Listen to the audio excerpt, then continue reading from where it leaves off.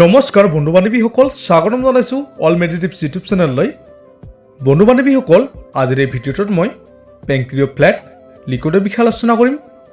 এই পেংক্ৰিঅফ্লেট লিকুইডটো কি কি কণ্ডিশ্যনত ব্যৱহাৰ কৰা হয়, ইয়াতে কি কি কম্পজিশ্যন আছে, কোনটো কোম্পানীয়ে মেনুফেকচাৰ কৰিছে, ইয়াৰ মূল্য কিমান, ব্যৱহাৰ কৰাৰ পিছত আপোনাৰ কি কি বেনিফিটছ হ'ব আৰু আপোনাৰ কিবা ছাইড ইফেক্ট হ'ব নেকি আদিৰ বিষয়ে এই ভিডিঅ'টোত মই বিতংভাৱে আলোচনা কৰিম।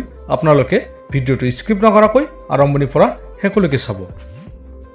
বন্ধুসকল, এই চিৰাপটো মেনুফেকচাৰ কৰিছে এবট ইণ্ডিয়া লিমিটেড কোম্পানীয়ে।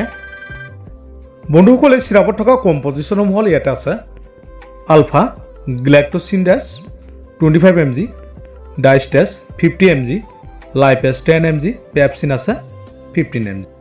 বন্ধুসকল, ভিডিঅ'টো আৰম্ভ কৰাৰ আগতে এটা অনুৰোধ জনাওঁ, যদি আপুনি আমাৰ এই ভিডিঅ'টো প্ৰথমবাৰৰ বাবে চাই আছে, আপোনালোকে প্লিজ চেনেলটো ছাবস্ক্ৰাইব কৰি দিব আৰু কাষত থকা বেল আইকনটো প্ৰেছ কৰি দিব।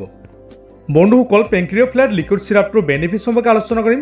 এই চিৰাপটো সাধাৰণতে অগ্নাশয়ত হোৱা পাচন সম্বন্ধীয় সমস্যাত ব্যৱহাৰ কৰা হয়। এই চিৰাপে জটিল কাৰ্বহাইড্ৰেট হজম কৰাত সহায় কৰে। বন্ধুসকল, এই চিৰাপে প্ৰটিন পাচনত সহায় কৰে।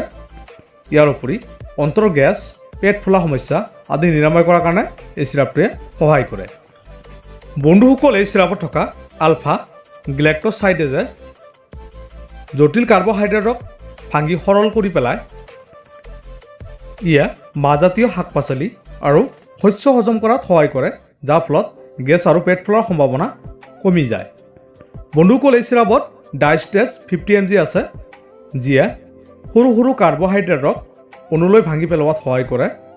আৰু ইয়াত থকা পেপচিনে প্ৰটিঅলাইটিক এনজাইম হিচাপে কাম কৰে, যিয়ে প্ৰটিনক সৰু সৰু পেপটাইড আৰু এমিনো এচিডলৈ পৰিৱৰ্তন কৰাত সহায় কৰে। বন্ধুসকল, ই প্ৰটিন সমৃদ্ধ খাদ্য হজম কৰাত সহায় কৰে। এই চিৰাপত থকা লাইপেজে চৰ্বি আৰু ফেটি এচিড আৰু গ্লেচাৰলৈ ভাঙি পেলোৱাত সহায় কৰে।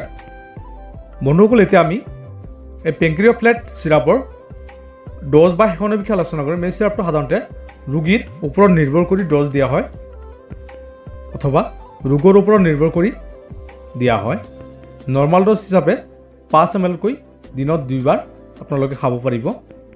এই চিৰাপটো ব্যৱহাৰ কৰাৰ পিছত আপোনাৰ ছাইড ইফেক্ট দেখা দিব পাৰে, যেনেকৈ আপোনাৰ গেছ হোৱা, বমিৰ ভাৱ, ডায়েৰিয়া হোৱা আদি এনেকুৱা ধৰণৰ নৰ্মেল ছাইড ইফেক্টসমূহ দেখা দিব পাৰে। বন্ধুসকল, ইয়াৰ উপৰি কোনো ধৰণৰ ছাইড ইফেক্টে দেখা দিলে আপোনালোকে এই চিৰাপটো ব্যৱহাৰ কৰিলে বন্ধ কৰিব আৰু ডক্টৰৰ পৰামৰ্শ ল'ব। তো বন্ধু বান্ধৱীসকল, আজিৰ এই বিশেষ ভিডিঅ'টো ইমান আছিল।